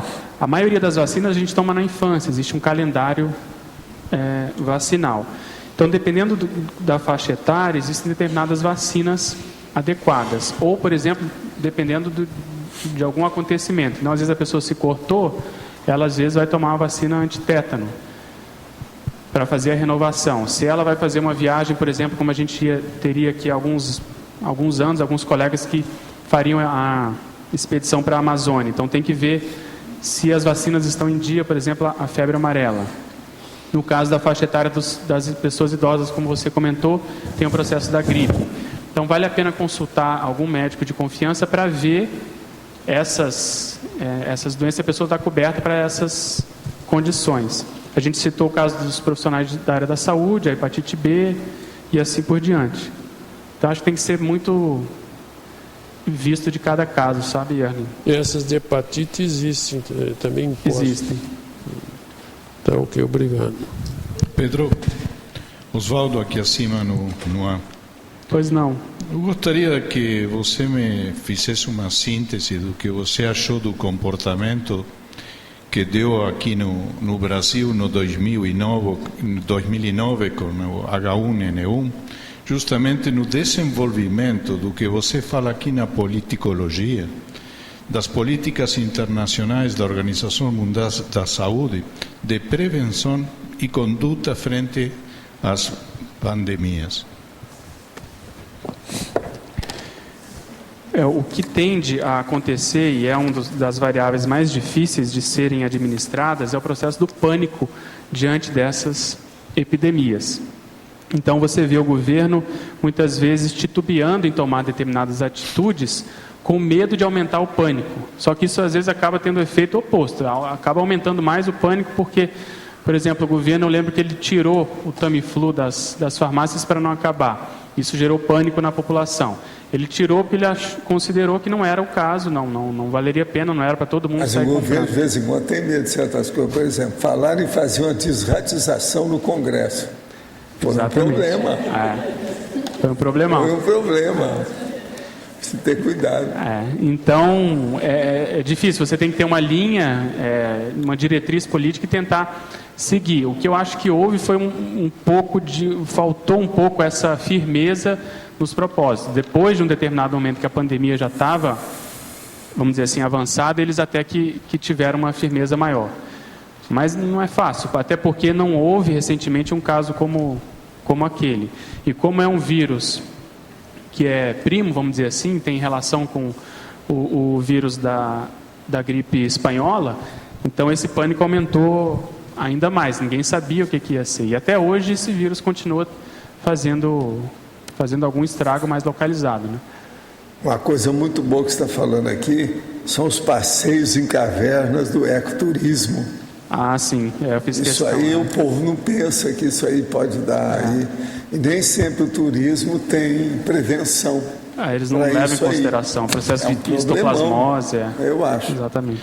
Professor Pedro, em Crescendologia, página 39, final da terceira linha. Poderia esclarecer o crescendo profilaxia somática, profilaxia energossomática, profilaxia psicossomática, profilaxia mental somática, profilaxia consciencial e profilaxia evolutiva?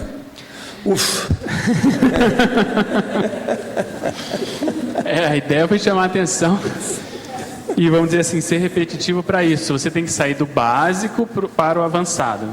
A Adriana estava lembrando aqui, a gente não pode esquecer de que a gente tem um soma, um processo humano biológico. Então, essa profilaxia biológica, ela tem que vir em primeiro lugar. Depois você pensar nos outros veículos e isso, lá no final, levar a um processo de profilaxia evolutiva. Senão você já aborta a missão já no início, porque o seu corpo não vai te dar condições de cumprir a PROEX, né, de fazer o processo evolutivo nessa dimensão. O seu opúsculo de 12 páginas é muito sério. Tem repetições, mas tudo corretamente. Agora aqui, professor Pedro, pode exemplificar em binomiologia, página 39, final da quinta linha, a paracomorbidade a partir do binômio assédio extrafísico, doença física. Como diferenciar se o problema recorrente de saúde é fisiológico ou devido à influência de companhias patológicas?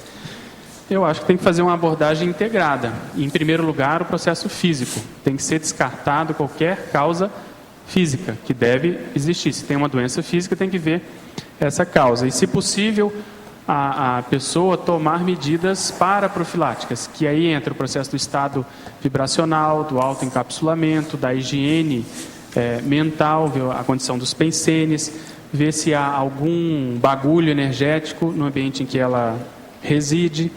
Então, essa abordagem ela tem sempre que ser feita assim. Muitas vezes, alguns conscienciólogos acabam esquecendo da abordagem somática e querem só ir direto para o processo energético.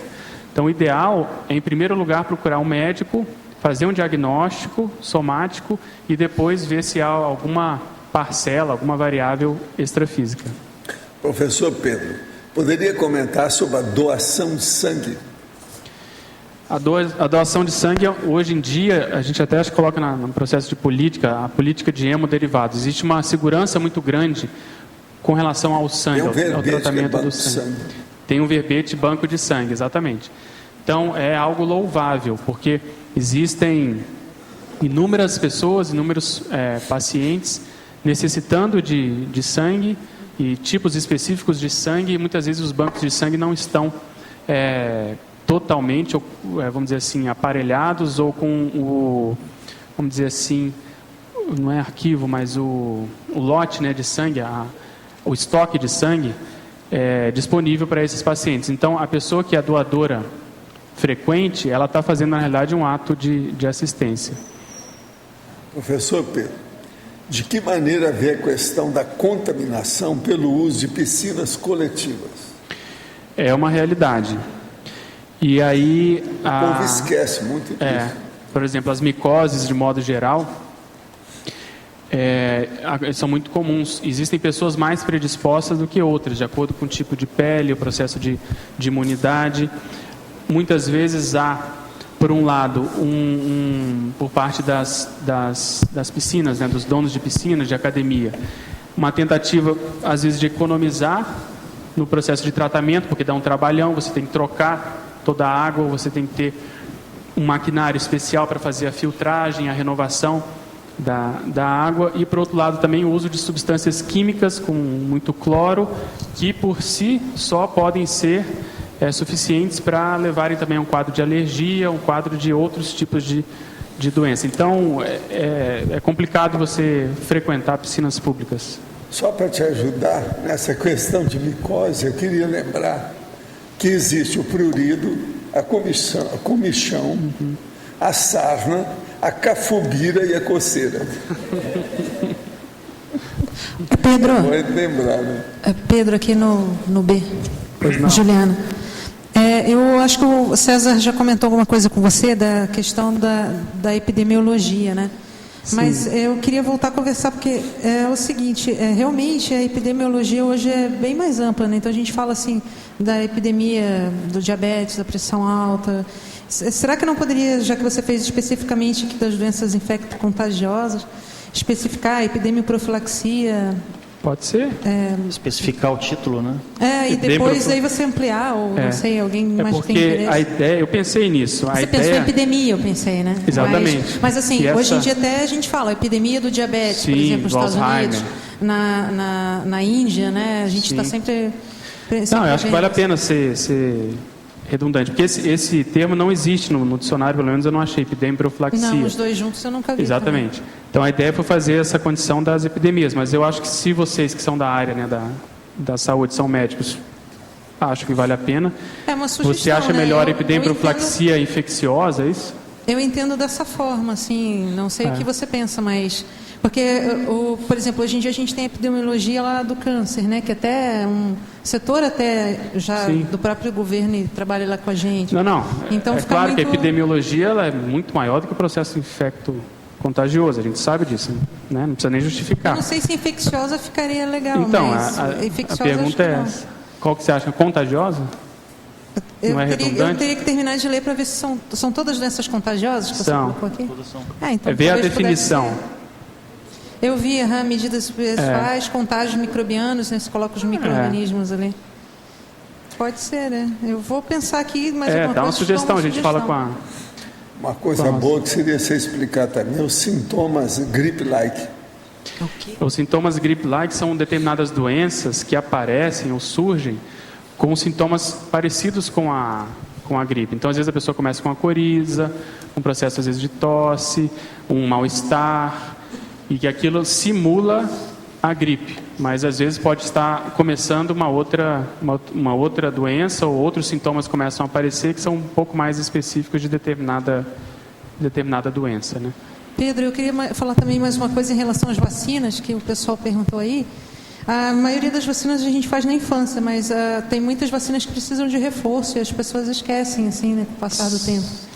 Então, e outra coisa interessante também, que o Arlindo perguntou, é se todas estão disponíveis pela saúde. Nem todas, por exemplo.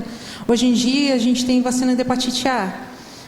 Tem grande parte da população que se contamina com hepatite A durante a infância, 80% da população. São imune. Sintomas iguais você acabou de falar, de como se fosse de uma gripe. Isso. Então, se contamina e não sabe, mas tem uns 20% que não se contaminou. Por exemplo, no meu caso, eu tenho 3 pessoas na família que não tinham, né, um anticorpo, ou seja, nunca se contaminaram. Ou seja, a gente teve que fazer a vacina mesmo. Porque a hepatite A na criança é uma doença bem benigna, mas no adulto já existem casos de não ser assim, ela pode ser até fatal. É por isso que eu acho que vale a pena a pessoa ir no médico, ele vê o caso dela. Exatamente. Só ir no posto não adianta, porque, por exemplo, a hepatite A não está disponível para todo mundo. No caso, era uma vacina paga, né? São 2 doses, vacina paga. Exatamente. Eu acho que vale a pena a pessoa ver o status dela. Exatamente. Status vacinal. E outra coisa, às vezes a pessoa vacina, mas ela não soroconverte, ou seja, ela faz parte de uma pequena porcentagem da população que não se imunizou e vai precisar de mais doses. E outra coisa, por exemplo, hepatite B, a pessoa tem que fazer reforço, né? Não é uma para o resto da vida. E várias são assim, né, na realidade. Pedro. Beleza. Aqui em antagonismologia, eu queria que você comentasse na página 39... a última linha, o antagonismo, infiltração extrafísica, intervenção amparadora. Aí, não sei se, fazendo a correlação com o tema, até se tem alguma coisa específica que você já viu ou estudou em relação a isso, né? Em relação ao contágio, etc. Tem até relação com aquilo que a gente comentou um pouquinho antes, que muitas vezes um processo de doença física pode ser um sintoma de algo maior extrafísico. Então, uma infiltração extrafísica. Então, vale a pena ter sempre essa abordagem, principalmente se for algo vamos dizer assim, recidivante, né, ou recorrente, que a pessoa tem ali uma tendência a desenvolver determinada doença, que no caso a gente está falando de modo geral, mas no caso específico de determinada condição infecciosa. E aí, por outro lado, dependendo do padrão pensênico, do mérito dessa pessoa, do saldo da FEP, ela vai ter a intervenção dos amparadores para ajudar a anular esses efeitos. Então, muitas vezes, isso surge nos profissionais da saúde, justamente, que têm contato com pessoas com determinadas doenças, né, contagiosas, e não desenvolvem a doença, primeiro porque se cuidam mais, são mais técnicos, e segundo também que tem essa contraparte extrafísica que a gente quis de amparo de função, chamar a atenção, exatamente. Pedro. Pedro. Pois não? Em codicologia, no último item, poderia explicitar as consequências etológicas da interação epidemia-neocódigo de conduta? As consequências etológicas, ou seja, aquilo que aparece no nosso comportamento depois de uma epidemia ou de uma pandemia, por exemplo, no caso de 2009 do H1N1. Então, as pessoas começaram a lavar mais as mãos, teve o processo do álcool, então elas começaram a ficar mais atentas, isso entrou no código pessoal de conduta, com relação às possibilidades de contágio, infecção, contaminação de modo geral. Então, sempre que acontece isso, as pessoas tendem a mudar a sua conduta, mas logo, como a gente comentou no início também, tende a esquecer, a se banalizar. Até a gente coloca na antagonismologia, olho nu, olho armado. Como a pessoa não está vendo a olho nu os micróbios, né, os germes, a tendência é ela banalizar, não levar mais em consideração. Então, o ideal é incorporar determinados hábitos de higiene para que a pessoa esteja em dia com isso e não seja pega de surpresa. Pedro, na página 38, na teoriologia, a última teoria, as teorias da conspiração, o que você está querendo chamar a atenção? Estava esperando que você ia falar isso. Demorou. Demorou, né? Mas é o seguinte, sempre quando tem epidemias e pandemias, existem essas teorias, elas surgem. Então, no caso do H1N1, não sei se você acompanhou, mas houve aquela teoria de que... empresa farmacêutica. Exatamente, o interesse da empresa farmacêutica que detinha a única droga, que é o caso lá, o Tamiflu, capaz de ajudar nessa Aí falaram da fitoterapia que podia ser usada, e as ações dessa indústria foram lá para cima e tal. Mas isso, na história, existem vários casos. Então, por exemplo, no século XI, XII, eu andei lendo, sempre quando tinha uma epidemia, alguma minoria era, vamos dizer assim, culpada. Então, os judeus, ao longo da história, ficaram sempre na berlinda em função disso. Eles eram acusados, por exemplo, de contaminar os poços de água. Os cátaros também. Os cátaros, os leprosos, os muçulmanos. Então, isso tem vários e vários casos. Beleza, muito obrigada. Na página 42, você já comentou a questão do lixinho, evitar o lixinho ali, o número 5, na cozinha. Ninguém comentou ainda. Isso é polêmico, né? Porque as donas de casa não são muito favoráveis a eliminar, mas é uma coisa óbvia, porque você tem um lixo. É isso que eu quero de argumentação, você tem um lixo ali, e você, no caso, as secretárias, né? Você vai lavar os pratos e a chance de contaminação é muito grande. E até outra coisa que elas não admitem muito é o processo da bucha. A bucha, por ela muitas vezes derivada do processo vegetal, ela propicia a proliferação desses germes. Então você tem que muitas vezes secar bem a bucha, tirar todo o sabão, tirar toda a água, deixar no sol. O ideal, eles comentam, é você ter uma solução para fazer essa asepsia. Eles dão a receita de você ter 2 colherinhas de água sanitária para 1 litro de água. Você tem aí uma solução e você fazer a limpeza dessa bucha. Mas a coisa mais prática é você ter no máximo 1 semana a bucha, no máximo estourando, e ter esses cuidados para que não deixar ela molhada, secar bem e ter atenção com relação a isso. Puxa, você quer dizer, não é aquela esponjinha, né? Também. É a esponjinha. Aquela verde e amarela, principalmente, que usa para limpar. Então você vê, outra coisa que acho que a gente comentou aqui, o negócio de secar prato também com pano. O pano, a tendência é aquilo virar um meio de cultura. Então a pessoa vai secar o prato, acaba contaminando o prato que aparentemente está limpo.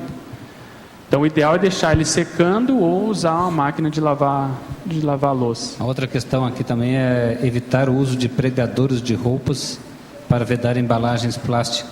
Porque os pregadores normalmente são utilizados para estender roupa. Ali vai vento, mosca, larva de mosca. Eu já peguei alguns casos aqui, não sei se a Juliana está aí, o César também, casos de mulher com determinados bichinhos no miasma, não fugiu a palavra aqui, miíase no bico do seio, retromamilar. A gente faz muito exame. Por quê?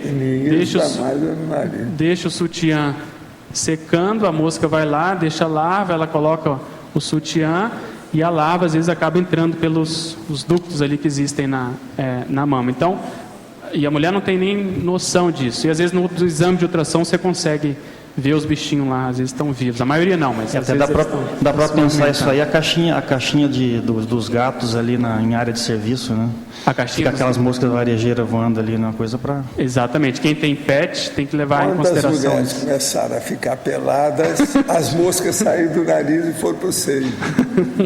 É uma questão de gosto. Viu, Pedro?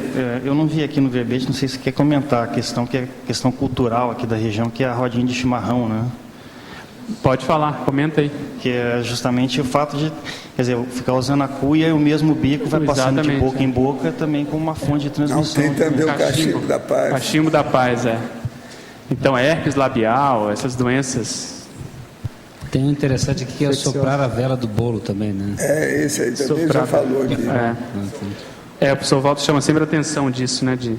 O pessoal acaba cuspindo no bolo. Não, porque isso que eu falo aqui, a gente bate os parabéns aqui, mas não com o bolo. Não pode soprar o bolo. Pedro, eu vou voltar aqui na politicologia, na linha número 5, os excessos da política do sanitarismo autoritário. Você poderia ampliar esse conceito? Sim, isso aí eu fiz menção. Se você subir um pouquinho na segunda linha da paradoxologia, tem o paradoxo histórico-social da revolta da vacina no Rio de Janeiro. Então, nessa época, houve esse excesso, foi caracterizado exatamente por isso. Na época, o presidente Rodrigues Alves deu ali quase que plenos poderes para o Oswaldo Cruz e outras personalidades para tentarem melhorar a condição do Rio de Janeiro, que realmente era caótica. E ficou conhecido como uma época que eles chamaram de bota abaixo, porque vários prédios foram implodidos, eles fizeram uma verdadeira reurbanização. E nesse contexto havia essa obrigatoriedade de uma série de vacinas, varíola, febre amarela, etc. Então, como havia esse caos urbano e o processo era obrigatório, então eles iam na casa das pessoas praticamente fazer à força essa vacinação. Então, uma série de outros grupos de intelectuais, positivistas na época, foram contra em função da condição de privacidade das pessoas, a condição justamente de excesso. Havia uma série de boatos na época, dizendo que eles estavam, na realidade, aproveitando das mulheres para passarem a mão nas mulheres. Então, isso tudo fez com que a população ficasse contra a condição da vacina. Então, até que a coisa caminhou, eles amenizaram esses excessos autoritários e a coisa acabou fluindo melhor. Mas, na época, houve realmente essa revolta. Essa guerra. Então, eu até coloquei como uma condição paradoxal, que aparentemente é para ajudar, mas se você não sabe fazer, se há um excesso de autoritarismo, a tendência é não funcionar bem. Problema de metodologia, no caso. Metodologia, exatamente. Pedro. Pois não. Aqui na página 38, na fatologia, eu queria mesmo saber o que é a Chila e a javardice E são os 3 aí em seguida, e o pataloto. São sinônimos para falta de higiene. Porcaria, porcalhão, javardice, por exemplo, é porcaria, e pataloto é porcalhão. Estilo é a mesma coisa. Tá. E outra coisa também, aqui na interaciologia, na página 39, eu queria que você comentasse a interação, pró-contágio, contiguidade social, continuidade celular. Isso tem relação com a sua pergunta também do trinômio, né? Em função da convivência, né? Você tem essa contiguidade social. Então, pelo fato de conviver com as pessoas, a chance de nós adquirirmos e compartilharmos esses micro-organismos é muito grande. E a continuidade celular em função disso. Às vezes, o alastramento da doença no próprio corpo se dá em função dessa continuidade. As células são muito próximas e a doença vai ali se espalhando. Pensa numa pneumonia, por exemplo. Ela, às vezes, começa pequena e ela começa a tomar um lobo inteiro do pulmão e assim sucessivamente. Então, a ideia foi fazer um contraponto, inclusive, com as palavras, né? Contiguidade e continuidade. Tá, obrigada. Uma pergunta básica ali, lavagem das mãos versus álcool.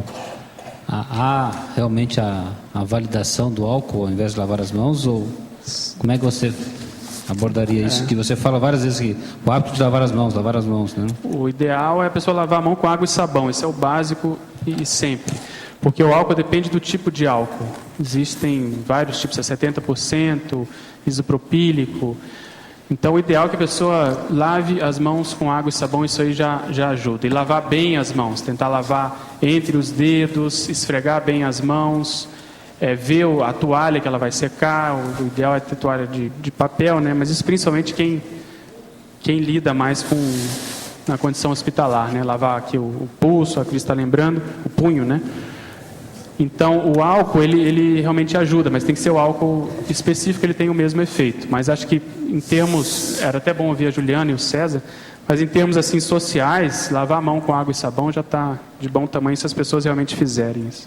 Eu até ia falar para você, Pedro, sugerir de colocar na tecnologia, porque tanto no ambiente hospitalar, para nós que somos profissionais da área de saúde, nos postos, todos os lugares, e mesmo na casa da pessoa, o mais importante é a técnica da lavagem das mãos, né? Que é aquela técnica que foi padronizada, que a pessoa lava até o punho, lava Exatamente, as unhas, né? Então, eu sugeriria, assim, eu sei que você já escreveu várias vezes, mas mais para frisar a importância da técnica, né? Porque é básica, assim, isso foi a técnica que mais reduziu a infecção hospitalar, por exemplo. Exatamente. Então, é um negócio bastante importante. Beleza, obrigado. Obrigada.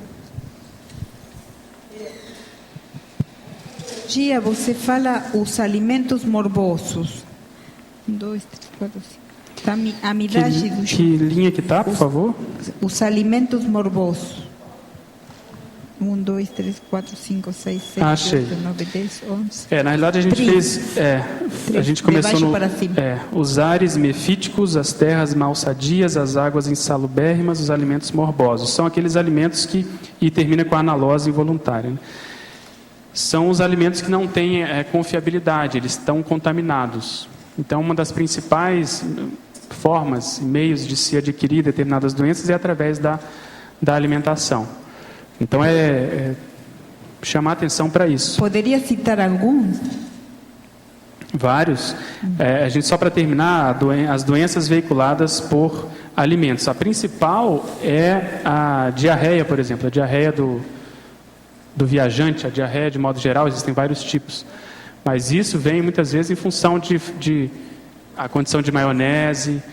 Então, dependendo de como esse alimento foi mantido, de como ele foi manuseado, de como ele foi, vamos dizer assim, preparado, a chance de contaminação em grande escala é muito grande. Então, a pessoa tem que ter muita atenção aonde que ela come. Hoje em dia, há uma tendência, né, das pessoas, de modo geral, todos nós, nos alimentarmos fora de casa, no self-service, com a correria do dia a dia. Então, isso é muito sério. Aquele palmito em conserva também não seria um exemplo? Que muitas vezes pode ter contaminação também. A gente coloca aí no botulismo, né?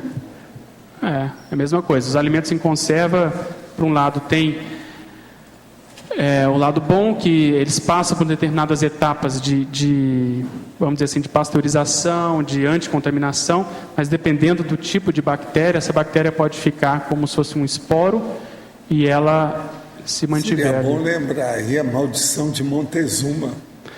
Você sabe o que é, né? Sim, eu botei até aqui o Tutankhamon, que quando eles descobriram lá a tumba, algumas pessoas da equipe acabaram desenvolvendo pneumonia, acabaram dessomando em função disso e atribuíram isso à maldição dessa depois personalidade. Deram o nome de maldição de Montezuma quando a pessoa anda muito por esse país sul-americano e come qualquer coisa, principalmente as verduras. Então dá uma diarreia no cara. Essa é a maldição moderna. Entendi. Eu estava citando aqui o Tutankhamon porque as pessoas desenvolveram uma doença de Montezuma. Entendi. Que é a braba, dos viajantes. No caso da tumba foi por causa do aspergillus, que é um fungo você que já acabou viu, contaminando. e você já deve ter percebido a inteligência de nós fazermos a tertúlia a partir de 12:30, né? Por exemplo, se não fosse nesse horário, nós não poderíamos falar nesses assuntos aqui. É o caso do pão de queijo de ontem. Tem que ser depois da sobremesa. Vocês estão entendendo? Senão cria problema no povo. Isso tudo foi pensado. Sim. Não, isso aí é para ele, né? Deixa com ele. Isso é do João, né? Sim.